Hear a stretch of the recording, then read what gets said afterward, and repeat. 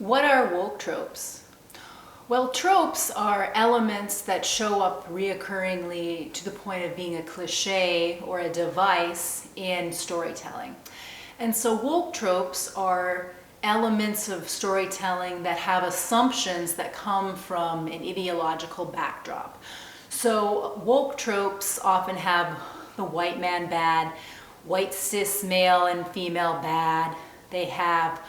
They pit the sexes against each other, they pit races against each other, they pit straight versus LGBTQ plus against each other. And it tends to be in a way that gets into moralizing over letting a story unfold.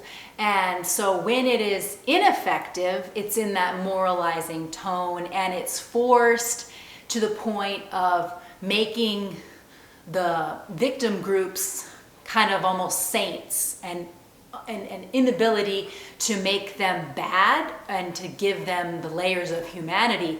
Ironically, woke tropes and wokeness, when it's too far gone, is actually imitating the exploitive behaviors it seeks to eradicate.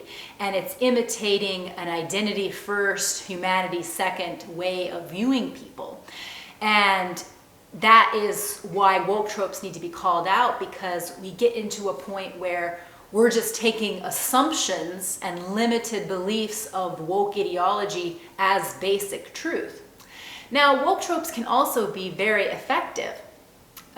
Woke tropes that are effective, they're making a point that is of a woke ideology, but it's doing so in an effective way that is not distracting the viewer into kind of thinking, oh, I'm being lectured at right now. Instead, it still weaves storytelling and lets the character's actions and the character's rationale lead, rather than having this character kind of make a declaration of how they're a good person, or having assumptions that, of course, the white man is the villain, and those kinds of tropes that actually have become cliche and caricature and ultimately reduce people and storylines into something too simplistic and too reductive. And so woke tropes is about looking at our favorite or non-favorite books and kind of exploring, oh, is this a woke trope? And analyzing when it's effective and when it's not. Because when we get really ideologically possessed and laden, our art suffers as a consequence, because we have more sanctimony than storytelling. And so that's what woke tropes is about. It's an analysis and a way to kind of see cliches that we might even have a feeling, well, I didn't like that, it was too heavy-handed, we might say. Well, that's often because a woke trope is in there. And woke tropes are a reaction to other tropes that were very demeaning and caricature and limiting in itself. But it's just that the overcorrection kind of swung the pendulum to then dehumanizing a new group.